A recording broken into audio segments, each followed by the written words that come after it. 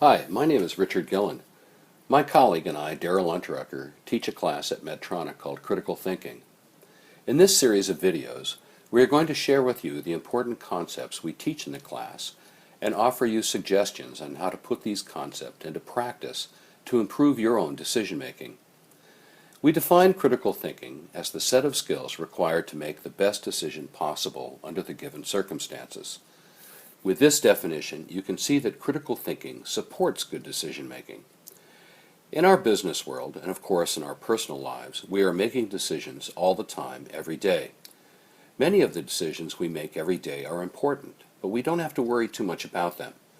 For example, we made a decision to have a job, and so we decide to go to work every day. We decide to put fuel in our car so we can drive the car. We buy groceries so we can eat. Moreover, because we usually drive the same route to work, we don't have to make that decision every day. Because we like the same foods, we buy the same groceries week after week, year after year. We are creatures of habit because habits make our lives easier by minimizing decisions for us. Sometimes, however, we do have to pay attention to our decisions. We recognize that the result of our decision may have a great impact on us or on our work. In our world, of course, our decisions will have an impact on our products, our therapies, and the lives of our patients. So when we really have to pay attention to our decisions, we need to use critical thinking. We need to think critically about the situation, the decisions we have to make, and the choices we have before us. Thinking critically about the situations means we examine how we define the situation, literally what words we use to describe what we are talking about, and what it means to us collectively. Different opinions from different people about the situation will lead to different ways to make decisions about the situation. So critical thinking first begins with being aware of how we are thinking about the situation. Then we continue to employ critical thinking to decide what actual decisions we really are trying to make.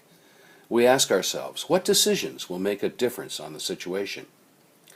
If the situation may impact us negatively, what decisions can we make that will help us recover? If the situation is an opportunity, what decisions will maximize the benefit to us? Once we have a critical thinking sense of the situation and the decisions we have to make, we can then think critically of the choices we have within the decisions. We ask ourselves, how have we created these choices? Are there more options to consider? What criteria will we use to choose among these options in the decisions we have to make?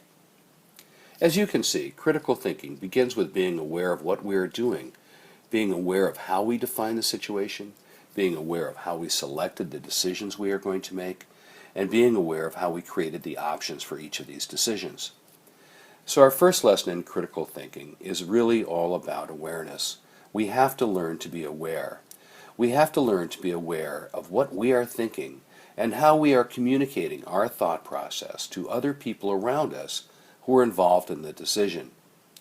The alternative to critical thinking is an instinctive reaction, and sometimes these non-thinking decisions are exactly what we need, like braking our car in an emergency.